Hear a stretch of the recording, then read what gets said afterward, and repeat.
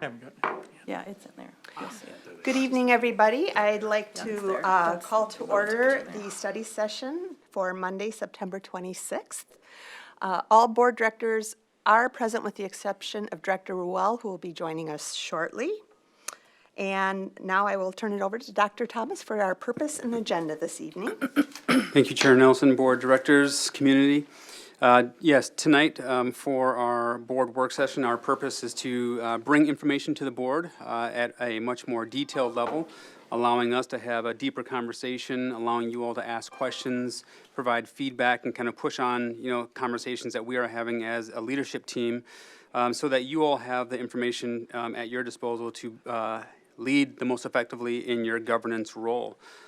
Tonight, we'll have a series of discussions to include a set of proclamations. We also have a levy presentation, some enrollment updates, and we also want to make sure that we, I think we have the Board Governance Committee in structure that we'll discuss as well.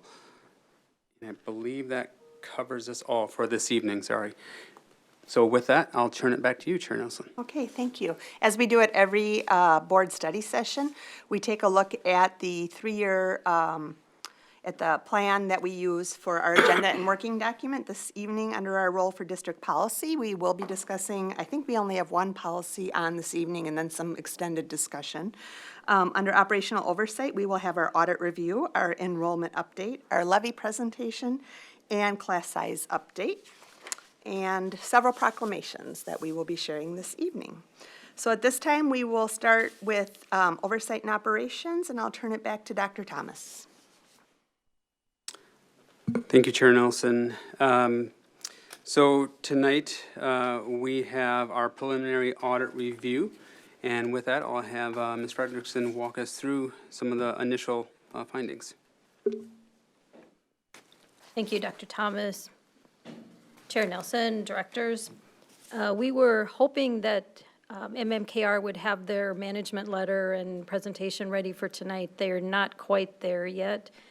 They're still kind of editing their management letter. They have given us some very preliminary financial statements. I can share that right now it looks like we will be over our 8% policy for fund balance. But we are going through all of the financial statements and making sure that everything matches up with what we expected and waiting for their management letter. It doesn't appear that they're going to have any major findings. They still are finishing up some federal audit material that they're going through, but it so far looks fairly good. But I apologize, we had hoped to have a more robust conversation tonight with a better presentation, but they will be prepared for the October 10th meeting. Thank you. Next up, we have a proclamation celebrating National Coaches Appreciation Day, and Director Burnick will read that for us now. Prior Lake Savage Area Schools recognizes October 6, 2022 as National Coaches Day. We honor the men and women who inspire us to work harder and do our best. Across the country, in every community, a coach organizes teams, plans practices and trainings, motivates players to strive to be the best they can be. At the same time, coaches pinpoint areas for improvement and supply guidance. Every sport or competition requires a leader. More importantly, a leader who knows the game and how to drive athletes to work together as a team. Many coaches maintain a schedule for training, conditioning, and preparing athletes. Not only do they create these schedules for competition, but also for their best health. Injuries sideline athletes and upset team dynamics. Although a coach's final goal is winning, they do so through a wealth of knowledge. Coaches work to build teams that bond well too. They develop work ethics and standards, set standards for their athletes that many carry with them throughout their lifetime. For many athletes, coaches teach them to focus and how to reach a goal, which sometimes is not about winning. Sometimes the achievement is an improvement, playing by the rules, or learning respect for others, themselves, or the game. Coaches represent leadership, mentors, and inspiration. Often, a coach's words will echo through an athlete's mind for years to come. During difficult times, the words motivate them forward. Rarely do these coaches even know the impact they've had on an athlete until many decades past. Therefore, let it be resolved. The Board of Education hereby extends its appreciation to all Prior Lake Savage Area School coaches for their work supporting all students and proclaims October 6, 2022 to be National Coaches Day in the Prior Lake Savage Area Schools. Jeff, did you want to come say a few words?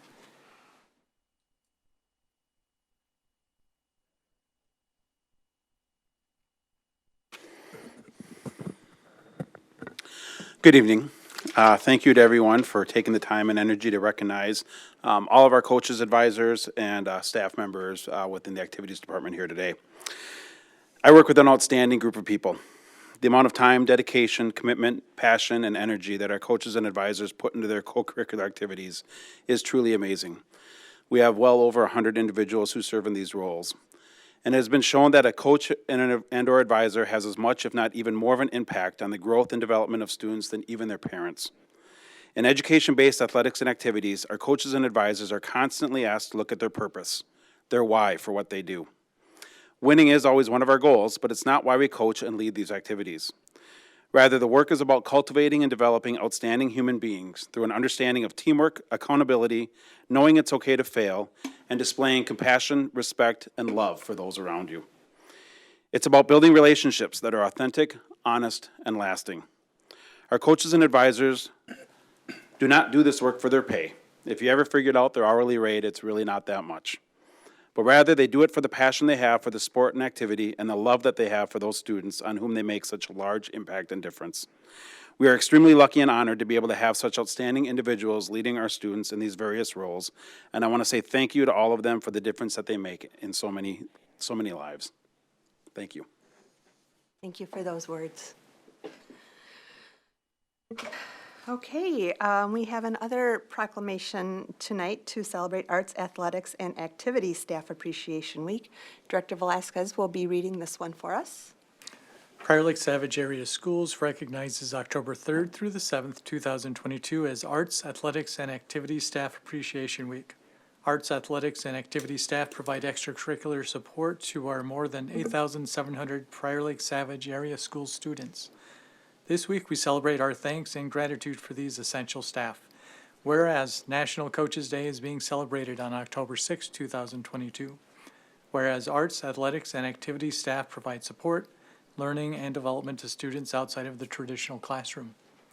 Whereas Arts, Athletics, and Activities staff instill lifelong positive traits in students such as confidence, teamwork, communication, and more that can be translated to various aspects of students' lives.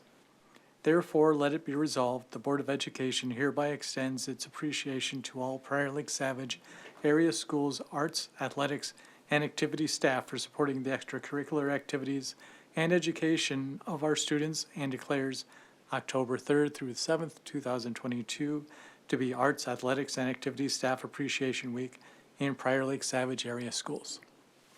Thank you. Activities Director Marshall will come up again. Thank you. So I mentioned previously about our coaches and about our activity advisors, and there are two additional groups of individuals within the activities department that I really want to recognize. We could not run all of our events and competitions without the outstanding support and commitment we receive from our event workers and from our volunteers.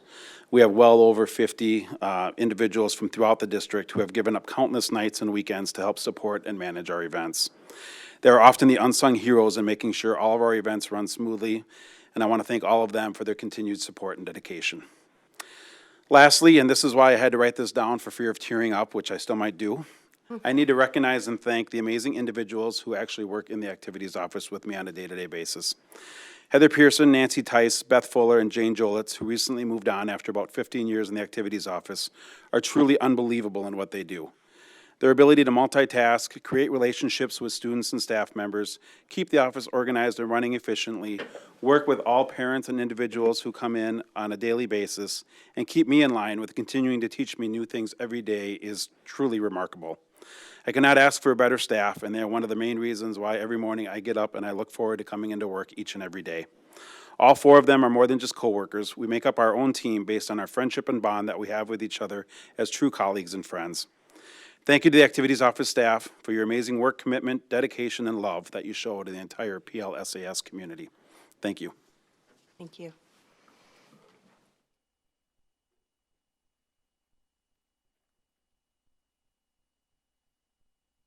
Next up, we will talk about the 2022-23 preliminary levy presentation.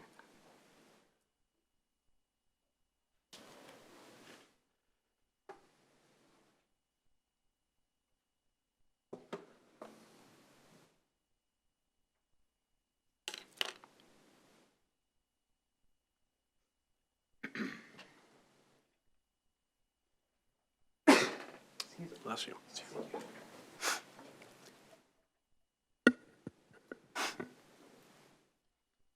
Thank you. I will give you some, excuse me, some updates about our levy certification report. We're going to be asking you to pre-certify the levy tonight.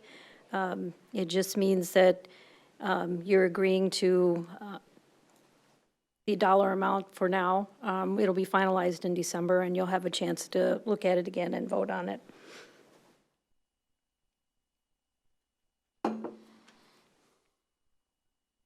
So tonight we'll look at our levy timeline, what our authority is, some contributing levy factors, tax comparison, and then the actual levy certification report, and then just a brief analysis. So the levy it's due September 30th. They're gathering data from starting in July, but the initial pre-certification we have to have done by September 30th. And then the final approval is December 31st. And then our property owners start paying taxes in May of 2023 and October of 23, based on the amounts that the final levy certification is in December.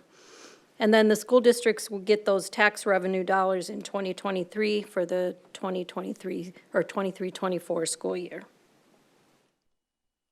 The levy authority is determined by state law.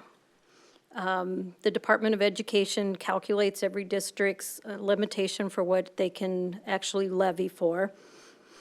They get that from county tax assessors who determine the estimated market value in January of all the taxable property within their jurisdiction. And then that tax capacity is essentially calculated by multiplying the taxable market value by the class rates, which are set in statute. And those class rates are things such as a homestead, whether they're industrial, recreational, agriculture. And then the school district sets a levy based on the state formula, whether it's voter approved or just the state formula. The current referendum state cap is $2,079 times whatever the inflation rate is, and then minus a $300 that is allowable for every district. We currently have our referendum at just under $1,350, and we do not have an inflationary factor built into our levy. Contributing levy factors are things like your adjusted net tax capacity, which is again calculated by the city, and it's all of the property in Prior Lake. And between 20 and 2021, the adjusted net tax capacity actually went up 6.7% in Prior Lake. And then there's also a referendum market value. That's a different calculation that is only used, there's just one formula that they actually use, a market referendum value, and it's actually gone up 11.3%. And then the enrollment decline is about 0.78 that we're projecting for the 23-24 school year. And that's basically, we look at the 5-year birth rate for the entire state, but specifically in our area. And the birth rates have gone down significantly. And then we also have a lot of property that, the high-end property that typically don't have small children in their household, and then also households are waiting longer to have children. So we're anticipating a slight decline in our revenue, or in our enrollment for the 23-24 school year. And this is just an enrollment history for the last 5 years to indicate that we kind of had a peak in 2018-19, and then it's kind of leveled off with slight declines throughout the next 4 years. This is just a graph to show that trend. This is a comparison with other districts in our area on what the school tax looks like in.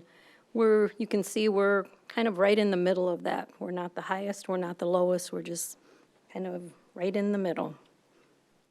And this is based on a property value of a $400,000 home. So this is what we're asking you to pre-certify for our levy.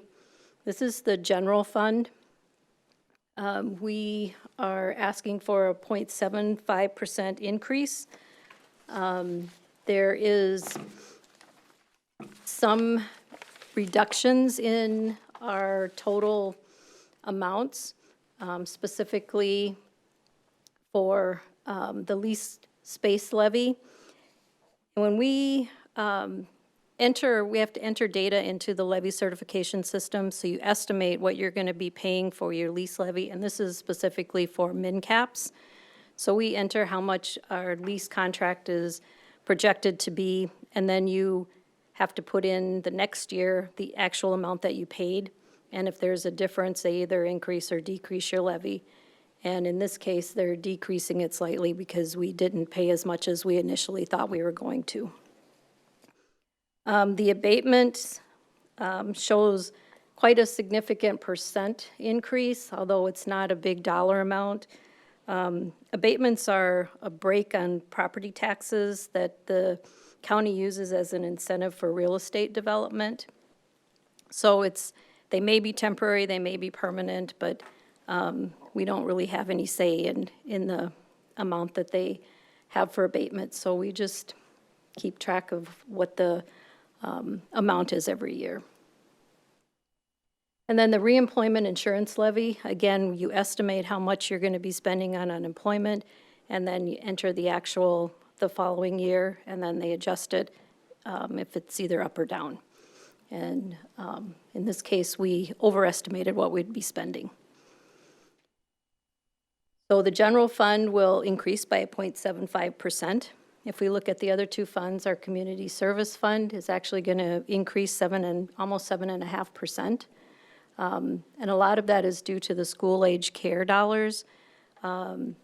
We anticipate, again, this is an estimate that we're putting in, but we anticipate spending about $175,000. And then they adjusted the difference in what we actually spent from last year. Our debt service is going down about 5.6%. Again, we are kind of getting rid of some of our debt.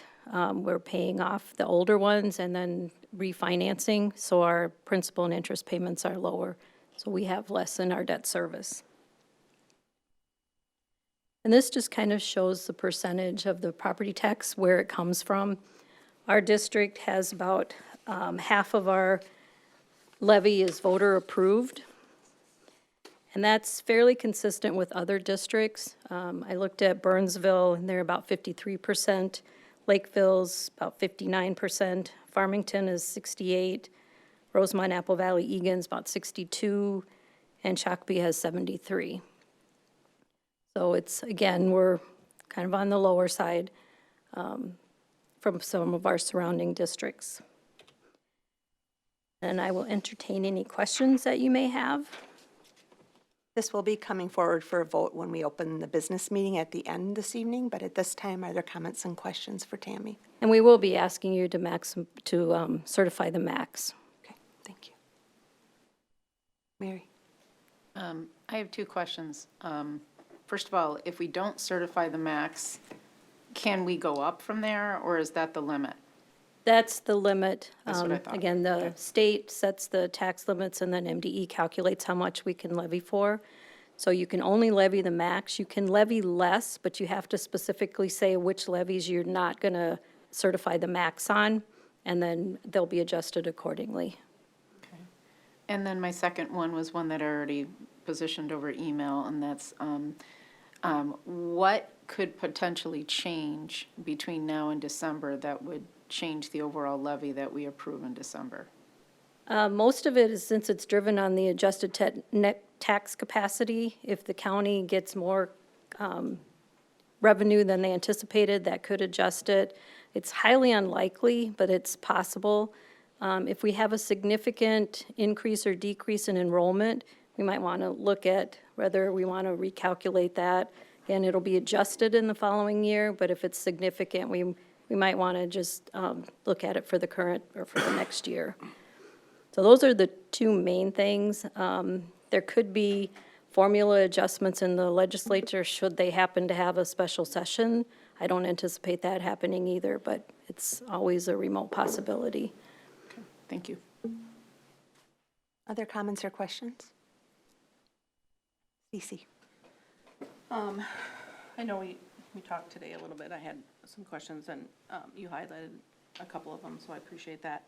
The one thing I wanted to ask is, and this is putting you on the spot, so you can say, I'm not sure, is for the average homeowner in our district, given what the tax levy will be, would they most likely see a decrease or stay the same?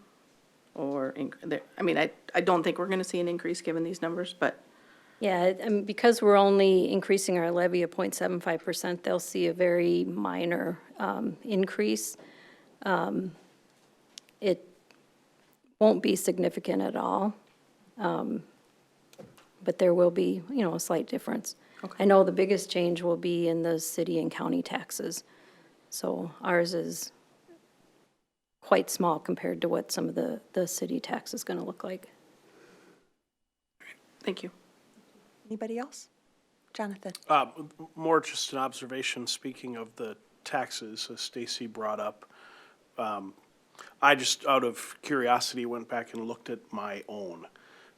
And since 2018, each year they actually, for the school district, even though we have levied an increase year after year after year, my property taxes have gone down each year a little bit, simply because the tax base is growing. We have more, there is a larger tax base, so it's spread out over a larger, small increase, bigger increase to the tax base, which you pointed out in the presentation too. So, over 5 years, my own have dropped up about 15%. So, a couple of percent every year.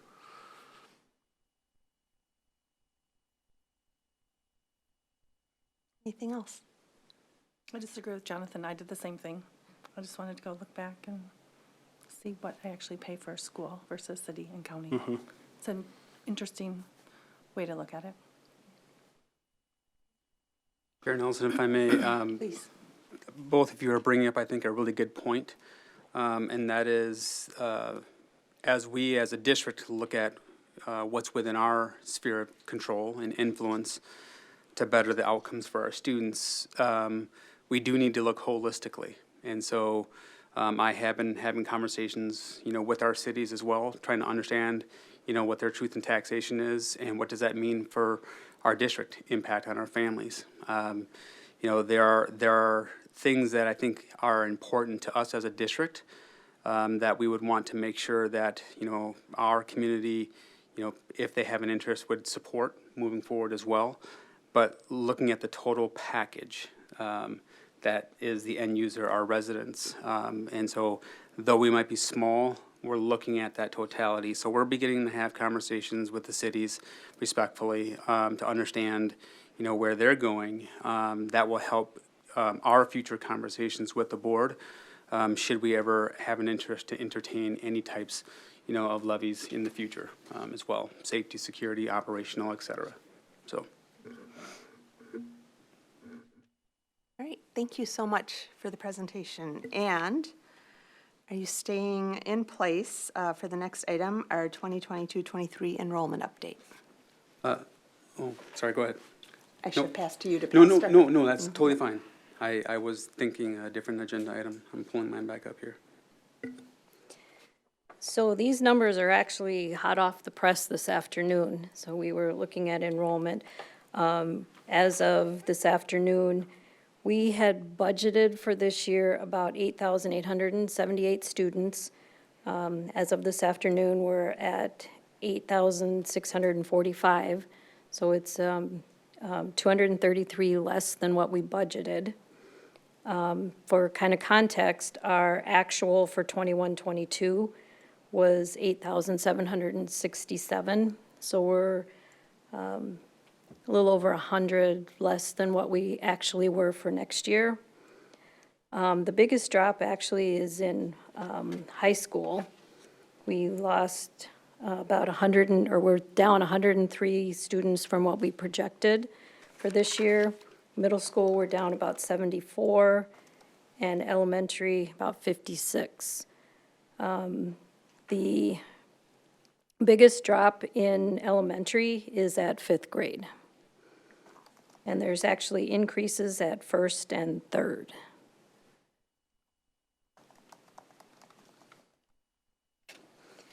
So based on that, which is why we are projecting a slight decrease for next year as we move forward with our revenue projections.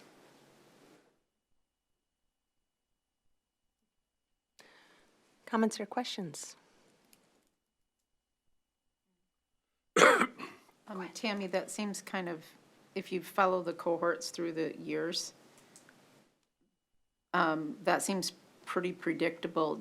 When you say we're down 100, did we misestimate one of the grade levels in that cohort, going from, let's say, 9th to 10th, 10th to 11th, et cetera, in the years? Or did you see any particular pattern in that? It seemed the biggest discrepancy when I just looked at it, and again, I looked at it really quick because these came off really late this afternoon. In the 9th grade cohort, I think it didn't expect as big of a drop in from 8th to 9th as what we saw. Okay. But we'll research that and make sure that we can find out the reasons why. Thank you.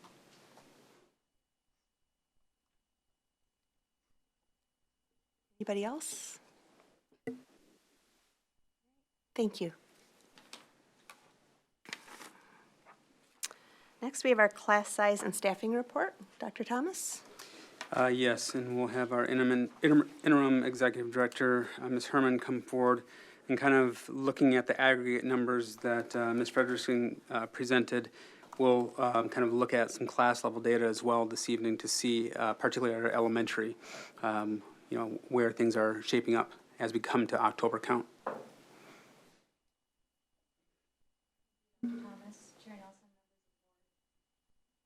Sorry. Thank you, Dr. Thomas, Chair Nelson, members of the board. Tonight, we'll be going over a staffing update for you. Just wanted to do a fresh reminder on our target and discussion caps that we have set for our elementary class sizes. This is, our target is where we hope all of our sections can be at per grade level, and the discussion cap is where we start looking at all of the quote-unquote yeah buts, like how many of the students are being pulled from the classroom on a regular basis, and different services of intervention that could then lower the average class size in the classroom. This is just a historical trend averaging out all of the grade levels in all of the buildings. You can see it's staying pretty stagnant, but there's always those pockets that pop out that for the discussion caps that we need to look at more closely. So then if you go to the next slide, it breaks down the average class sizes per elementary building per grade level. So you can look at and see where the hot spots are that we're looking at. A great example is a couple of board meetings ago, we approved that additional student support services to help at Glendale kindergarten sections for an example. This is where we look at and keep track of and then look at all those yeah buts to determine if those class sizes go down and if we need to continue to monitor them.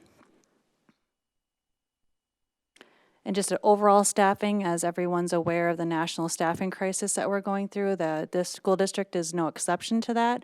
We are continuously recruiting for open positions. Currently, we have about 68 FTE openings. The emphasis on special education paraeducators and our food services staff, really recruiting hard around those positions. Those positions have been hit really hard over the last 2 years and continuing to be a focus. We're working with our stakeholders to address the high demand for substitutes and the fill rate concerns as well, to make sure that we're constantly looking at ways to increase our sub pool, increase the amount of times they select to work with us in the district, to help with the increased demand for substitutes. This is just a quick reminder to everybody out there to help promote for our open positions that we have. Communications made a really awesome QR code that people can share out, or share out the link that's on the bottom of the slide as well. What we know from the data is the best way to get people to join employment here is for staff and members of the community to share it out and share the information for them. So wanted to include that in any opportunity that I can. I will now entertain any questions that the board may have. Questions or comments? Julie and Mary. Julie, you want to I go have a first? question, yeah. Thank you for breaking it out by the elementary for us. I appreciate that. If I just look at that quickly, I see like 4 little hot spots, right? And I know we've been approving positions. This will continue to look like this because those positions don't adjust the class size numbers, correct? That's the current FTE staffing class sizes right now, yes. But isn't it only, does a para or someone in that classroom doesn't really change that number? That's only for certified classroom teachers, correct? So we could see that number stay the same, and we still know that there's help in those buildings, in those classrooms. Correct. Okay. Good distinction, thank you. Then- Mary? I wanted to ask about, you said something about pulling kids out. One of the things that I noticed in the middle schools is we're actually keeping ESL and some students in the classroom and adding an additional helper in there. Is that going to extend backwards into the elementary also, or are we still taking kids out of the regular class schedule and pulling them out for specialists?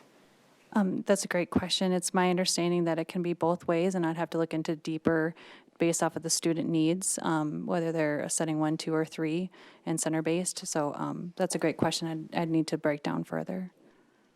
I also asked a question about help via the reading and math core.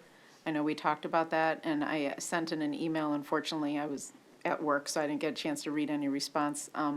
Do you think you could address that now?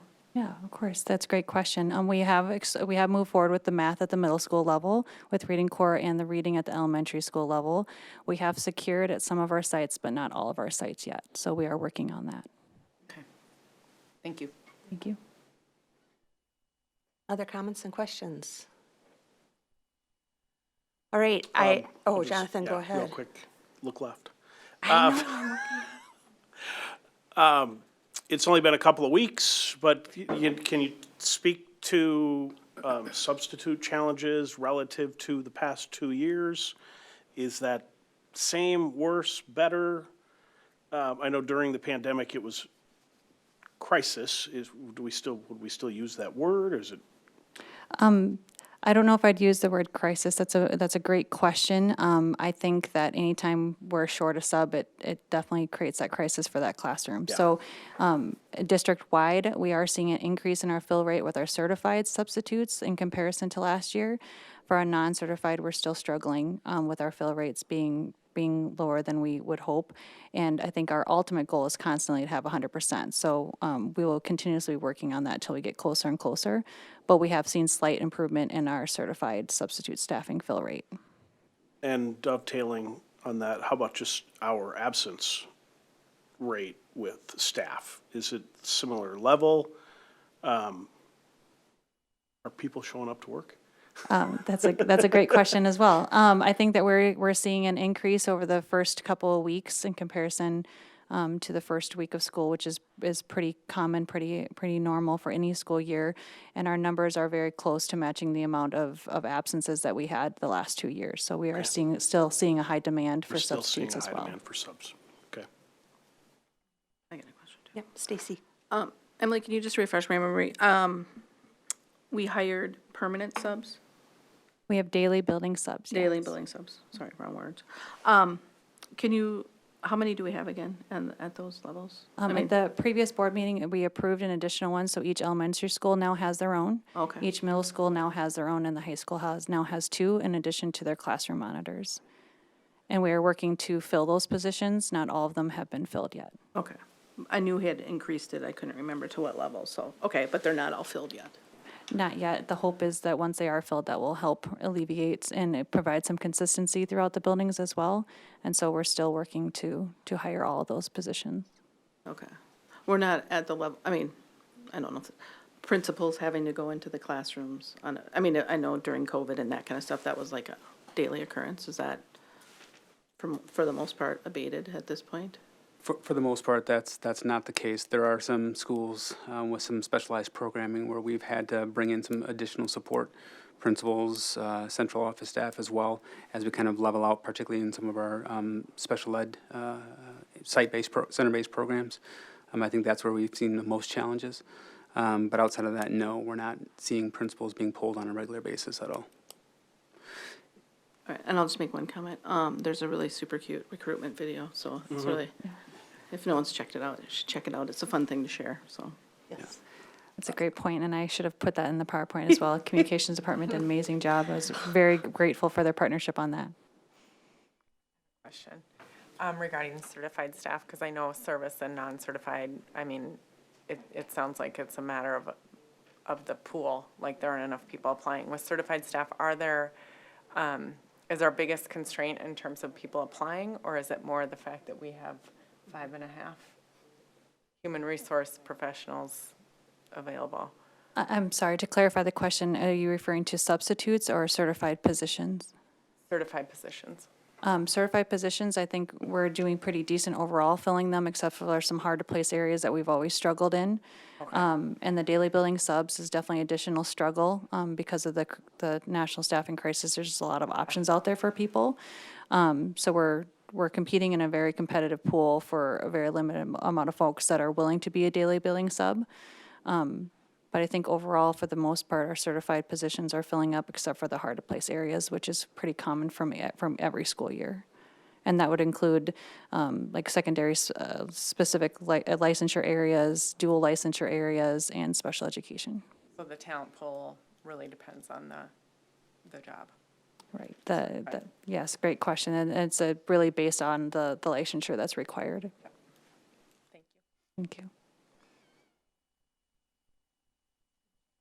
I'll just echo what Stacy said. Everybody go check out the recruitment video because we may all be competing for filling the same roles, but there is no competing with the recruitment video that was created. And I would love to see those students come forward sometime at a Laker Pride or something. So, yep, word of mouth, share it on social media, let your friends know, and we'll keep working on it. Thank you very much, Emily.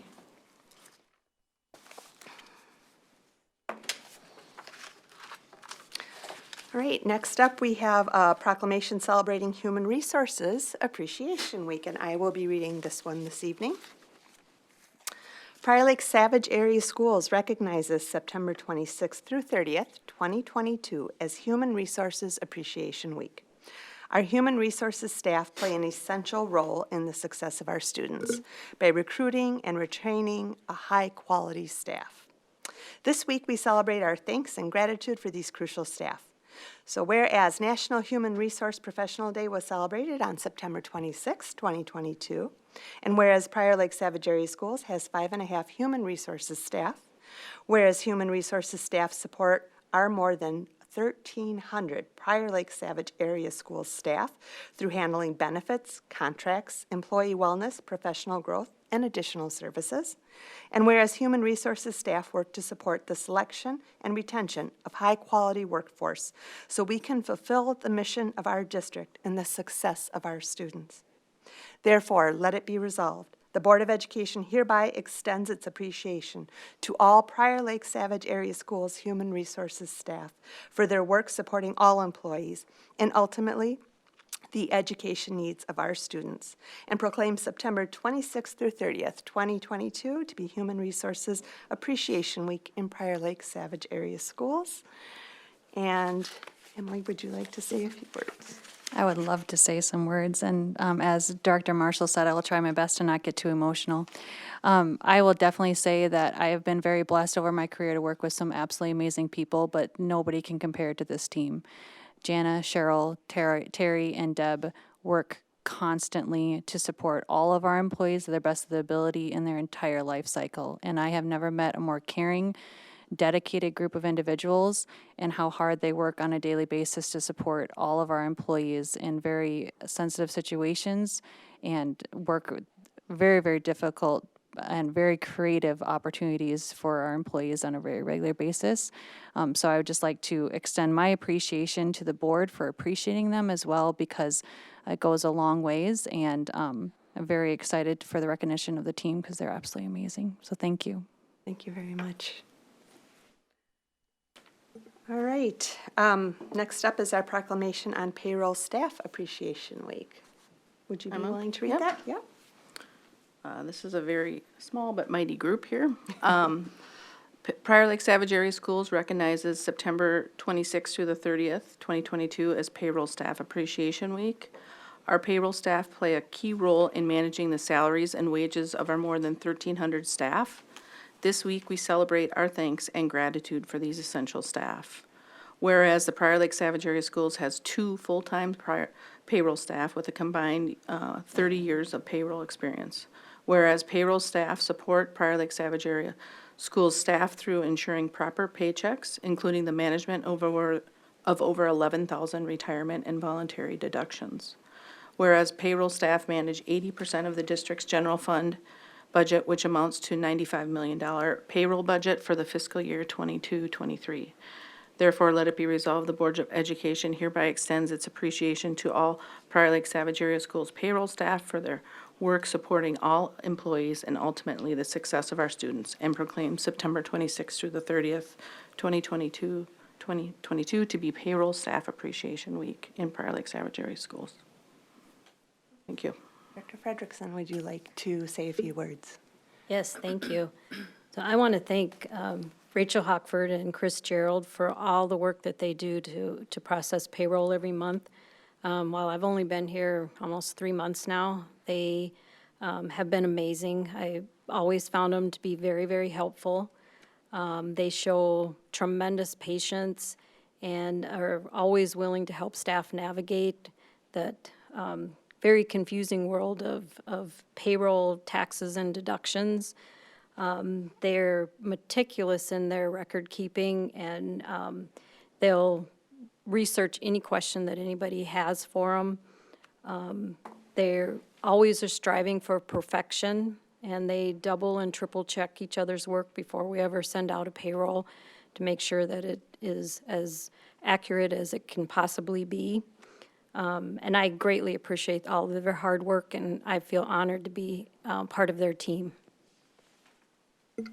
I would like to say something quickly, too. I have the honor of kind of co-supervising the payroll department as well. There's kind of indirect line, and it's absolutely amazing the partnership they have with the HR team and how well they all work together to ensure the 1,300 employees are paid properly. And I just want to put an extra plug out there that they also process hundreds of thousands of paper time cards on a regular basis, and the amount of dedicated work that it takes to do that every 2 weeks is phenomenal, and they do an amazing job. Thank you, both of you, for those words and sharing that information with us. We have a few more to celebrate this evening. Next, were you trying to get my attention? No. No, okay. Next up is our proclamation honoring National Physical Therapists Month, and Director Crosby will read that one. Prior Lake Savage Area Schools recognizes October 2022 as National Physical Therapists Month. This month, we celebrate the physical therapy profession, spotlight the many benefits of physical therapy, and show how physical therapists and physical therapist assistants can help anyone make changes to improve their quality of life. This October marks the 30th anniversary of recognizing the transformative role PTs and PTAs play in people's lives. The month's theme will be Choose to Move. We recognize the PT's unique value as movement experts and the benefits of regular physical activity. Therefore, let it be resolved, the Board of Education hereby extends its appreciation to all Prior Lake Savage Area Schools physical therapists for their work supporting all students and proclaims October 2022 to be National Physical Therapist Month, Prior Lake Savage Area Schools. Thank you. And coming forward is Director of Student Support Services, Juka, to say a few words as well. Thank you. Yes, thank you. So speak of those really hard to fill positions. Those that cross over the medical field are definitely one of those, and we are so lucky. We have one physical therapist in the district. His name is, I might butcher his last name because I just realized I don't actually know how to say it.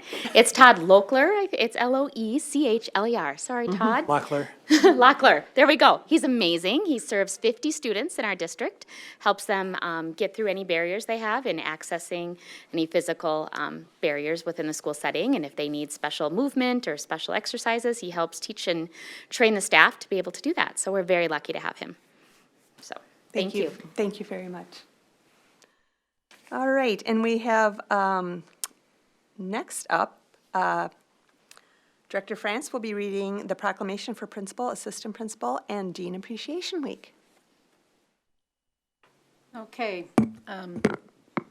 Prior Lake Savage Area Schools recognizes October 3rd through 7th, 2022 as Principal, Assistant Principal, and Dean Appreciation Week.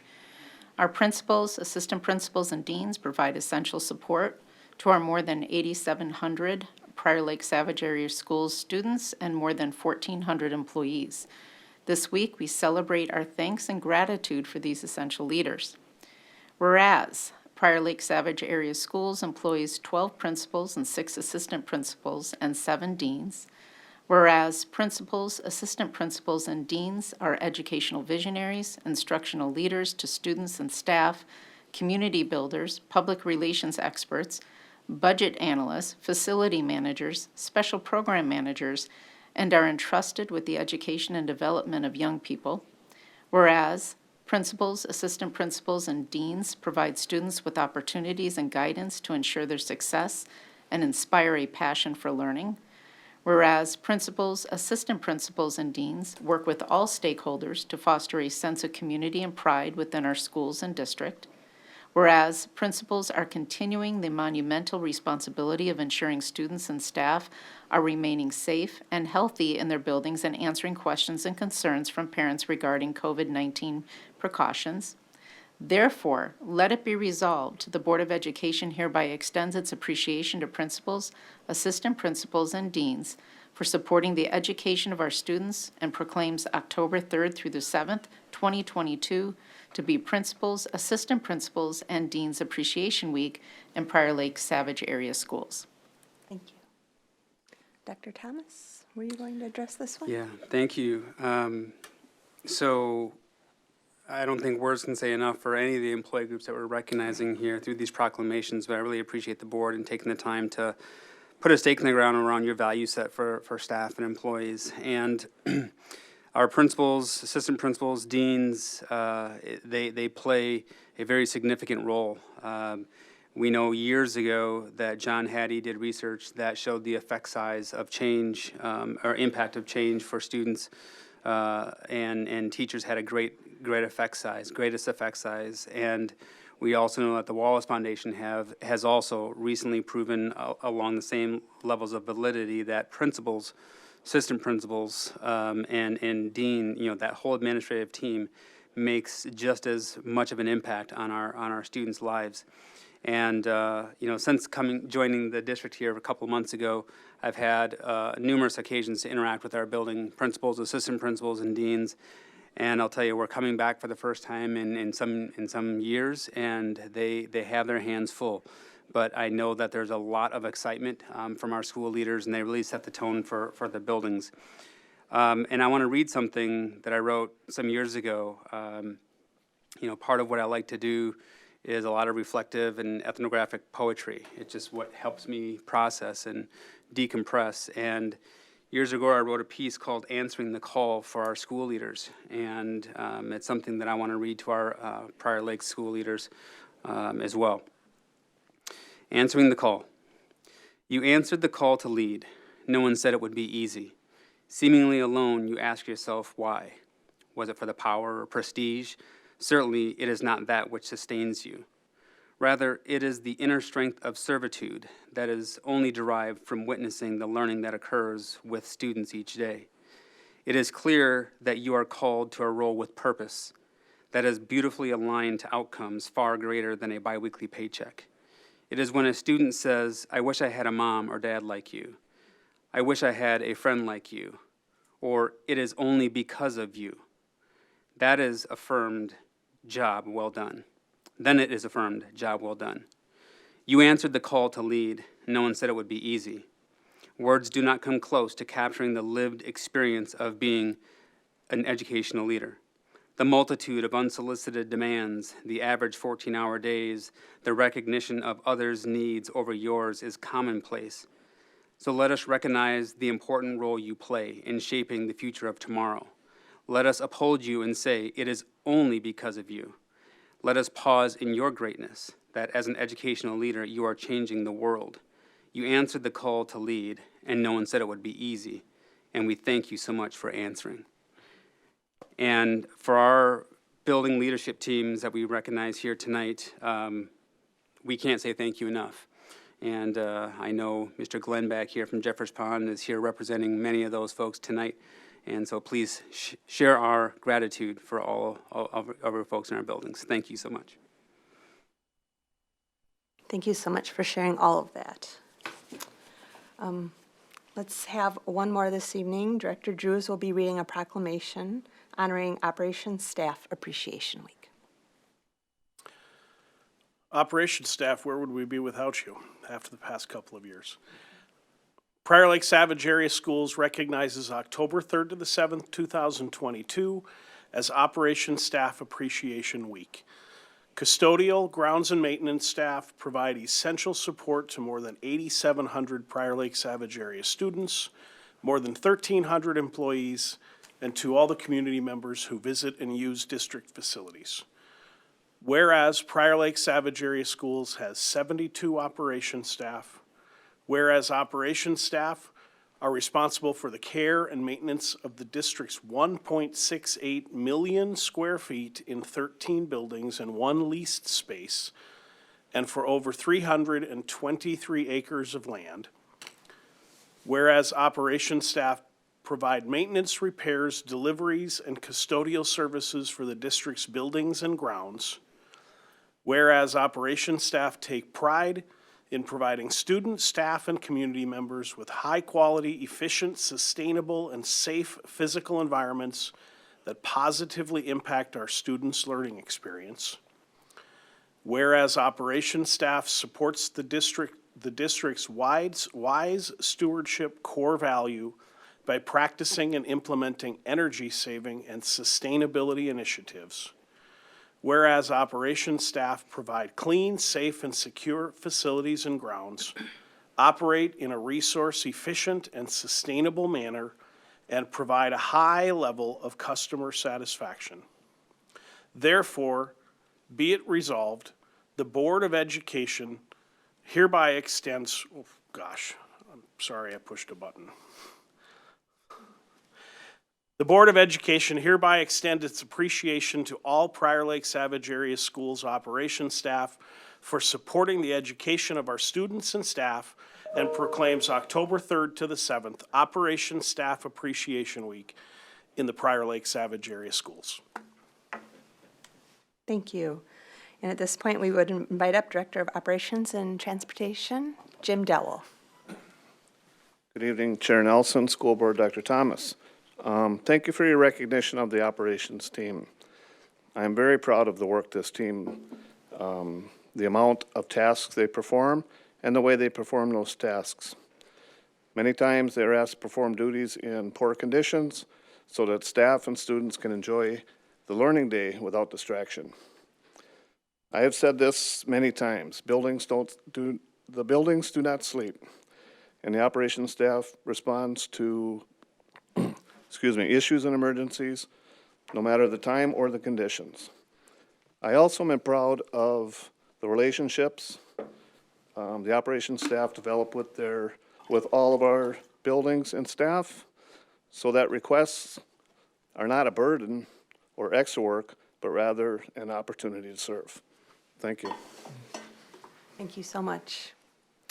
For those who may be watching or here this evening, this may seem like more proclamations than usual. And just a little context, I think in the past, there have been certain maybe state groups or organizations or even national that would push forward proclamations. And then other employee groups might get left out if they aren't called out by an organization. I think what was important about tonight, and I thank everybody for allowing space to share and learn about these employee groups, is that Dr. Thomas has said several times, every adult in our district is an educator, period. And ultimately, the work, the job, wherever it is performed, has an eventual outcome in terms of our students. Everybody serves. Everybody makes a difference. And tonight, to not only stop to celebrate and pause, but to hear some of the stories and comments, I think is helpful not only to us as a board to remember, but hopefully for our community as well, to get a sense of what it takes to create a successful environment for our students to be the best they can be. So I thank you, everybody, for your participation this evening. Next up, we will go into board governance and policy, and this evening we do have the introduction of, I believe, a new policy, 535, service animals in schools, and we will be calling for Director of Student Support Services, Chuka, again. Thank you. Hi, good evening, board. In your packet, you have a draft of it, basically based off the model policy from MSBA.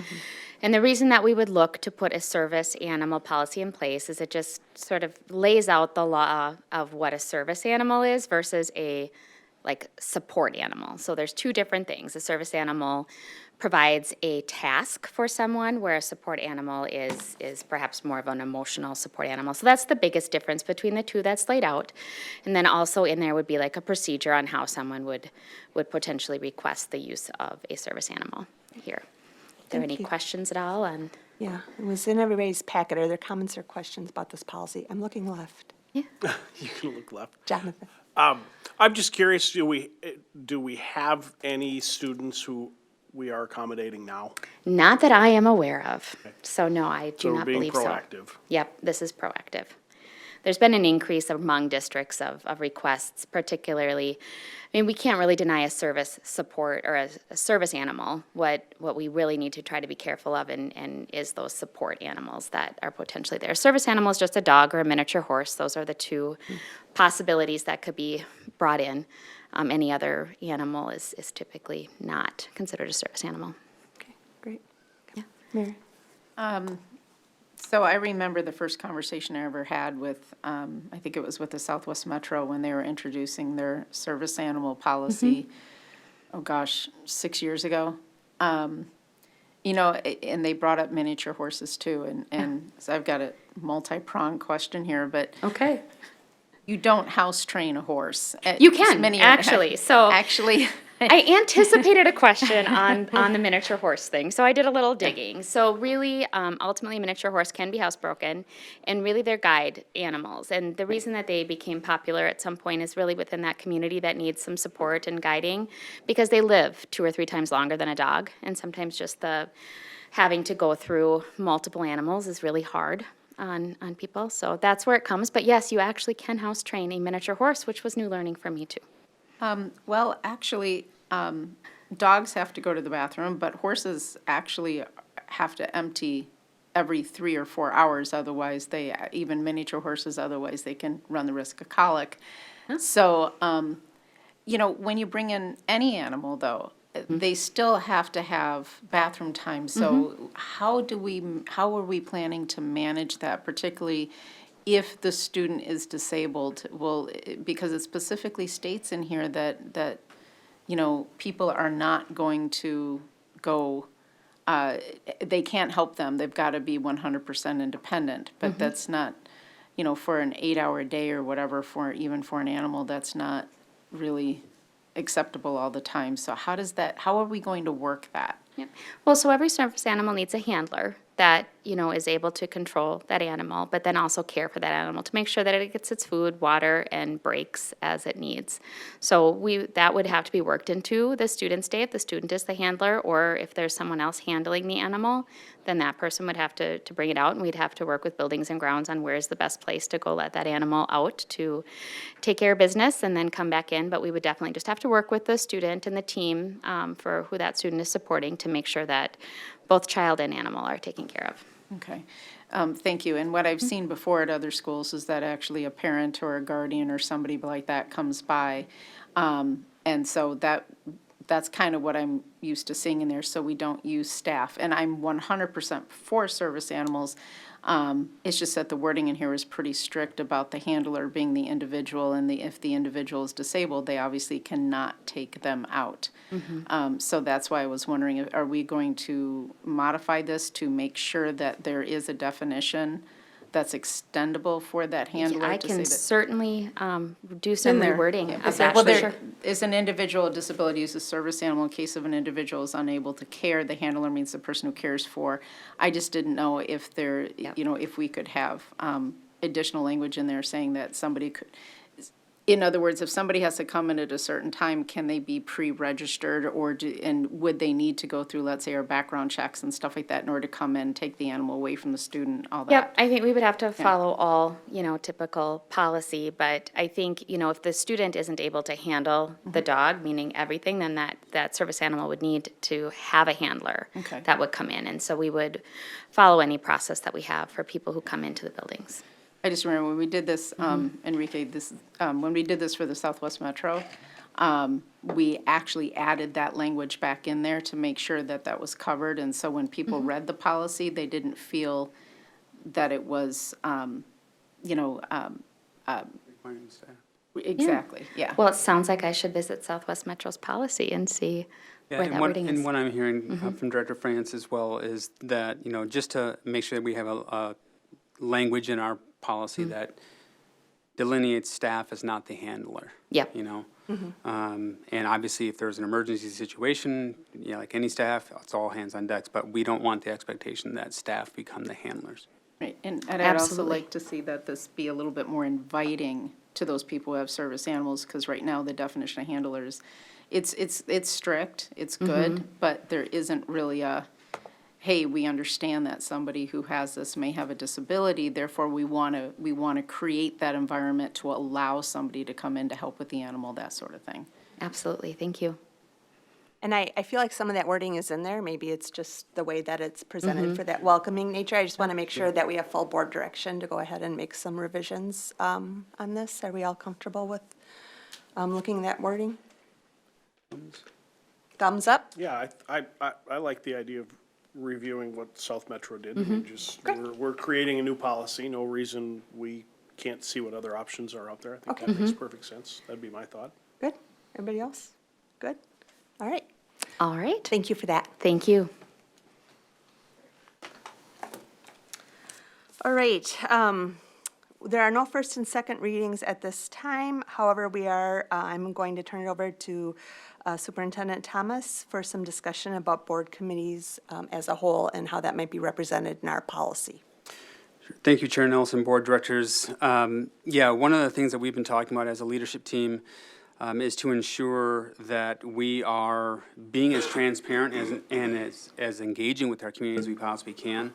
And by engaging, I mean like participation. And so whether it's how policies are brought forth to the board, our finance committees, our curriculum advisory committees, those that align to the governance structure of the board, that are delegates of the board, wanting to get a sense from the board, your openness or willingness for us to analyze the efficacy of such committees. Are they meeting the need? Are we getting the participation from our community that we desire? And then coming back to the board for just a real, brief report out in terms of how committees are structured, how participation has been over the years, and any potential thoughts and revisions of how we compose such committees that are, extensions or delegates of the board. And so just wanted to get a sense from you all tonight if that's an interest of the board, and if so, I would then move forward with administration to evaluate a couple of those key area committees that you have delegates, to participate in. We can give general direction. Are there comments or questions first about this? As I understand the request, you are simply saying, do a little analysis of what these committees have been doing and accomplished and how effective we are. So I don't know why there would be an opposition to that. It's not changing anything.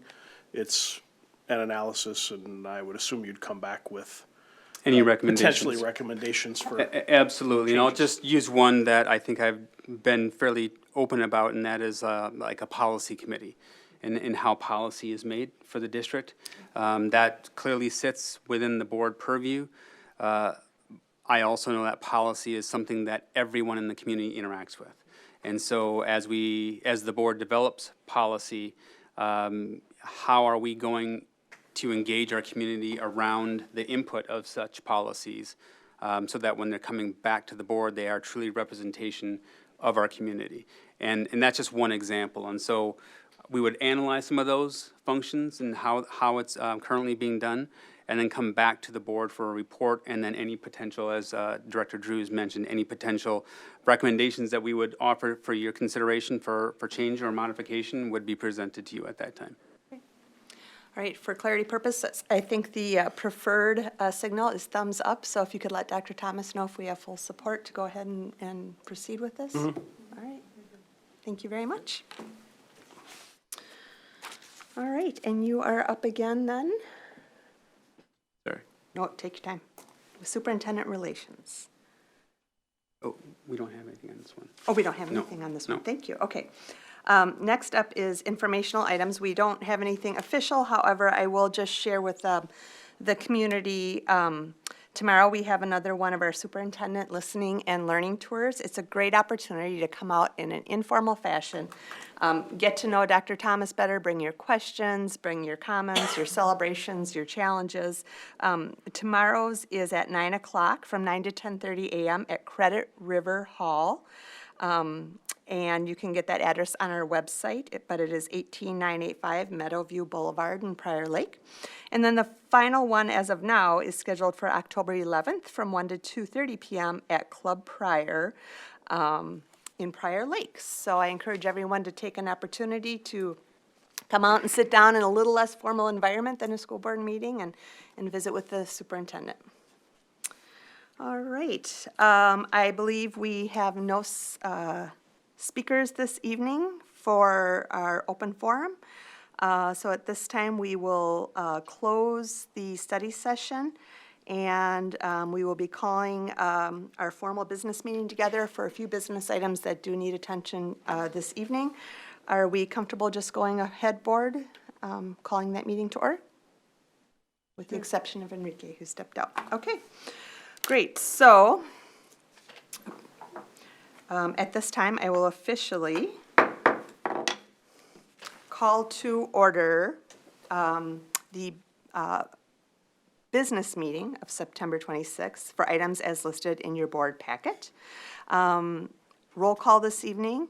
Oh, I'm sorry. Please stand and join me in the Pledge of Allegiance.